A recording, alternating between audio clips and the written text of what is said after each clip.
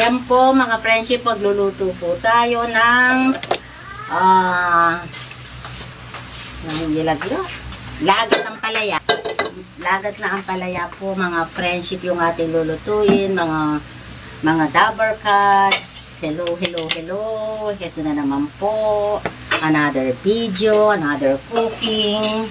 Ito na naman po kami ng Kusinera Sisters po. Magluluto na naman po kami ng masarap na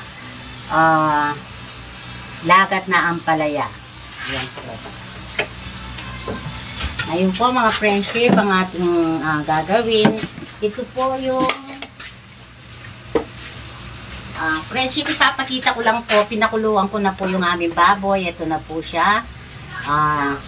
Ito po yung aming pansawog, baboy. Tapos yung pong ginayat ko na po yung pinaghiwa-hiwa ko na po yung ating ampalaya. Itong ampalayang ito, friendship, binabad ko po siya sa mainit na tubig at konting asin para po kasi matanggal yung pait po niya. Kasi po yung mga bata, hindi po sila kumakain ng ampalaya kapag mapait po. Kaya ngayon, ginawa ko po para mabawasan po yung pait ng ampalaya para makain po ng mga bata. Kaya ganito po yung ginawa ko mga friendship. Binabad ko muna po siya sa tubig. Nagpakulo muna po ako ng tubig at linagyan ko ng asin. Binabad ko po siya. Pagkatapos, after 10 minutes or 15 minutes, pwede nyo na pong anguhin. Tanggalin nyo na po sa tubig na may asin pag medyo malamig na po siya. Ayan po. Lalagay po ako ng mantika. Muna po natin munang gagawin.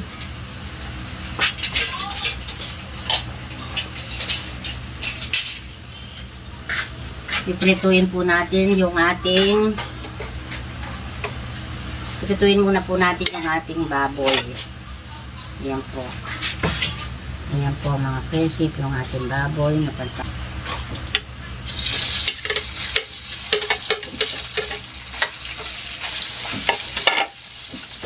Ito po yung buto po ng baboy. Hindi ko na po siya tinanggal kasi po pampalasa rin po ito sa ating palaya. Ayan po. Tuloy muna natin ang bahagya po yung ating baboy. Ayan po. Tanggalin na po natin yung takip.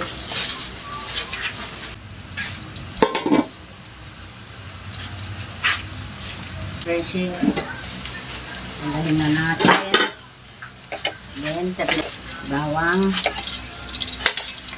Lalagay po tayo ng ating garlic. Sunod po natin yung ating sibuyas.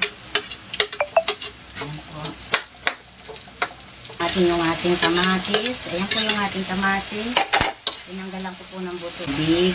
Ayan po para po matunaw yung ating kamatis. Ayan po ako ng konting.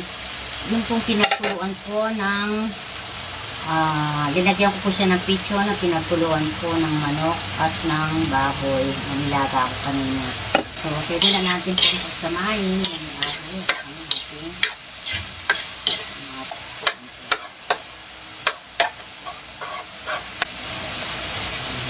So, pwede na natin po pagsamahin ang ating ampalaya. Huwag po natin masyadong haluin yung ampalaya para hindi po umayit. Ayan. Konti lang halo po para lang mag-combine po yung sangkap natin. Ayan po. Dahan-dahan lang po malurin.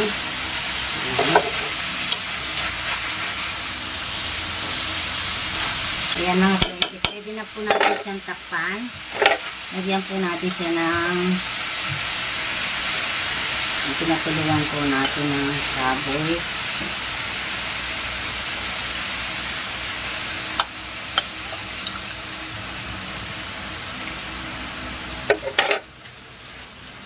And then, lagyan po natin ng whole chicken. Iplan na po natin siya ng paminta. Ang kalahating oyster sauce. Ilan po natin ang asin. So na po lahat ng ating oyster sauce.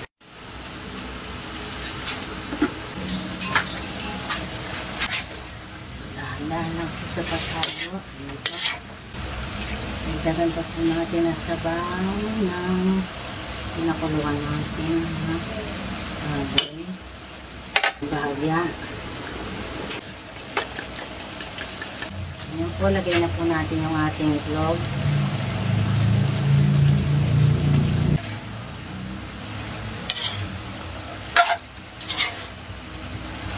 Ayan po mga friendship, luto na po yung ating binagat na ampalaya. Ayan po. Mga friendship, sarap po nito. Huwag natin siya i-over po para po masarap. Ayan. Tayin ko na po yung kalan.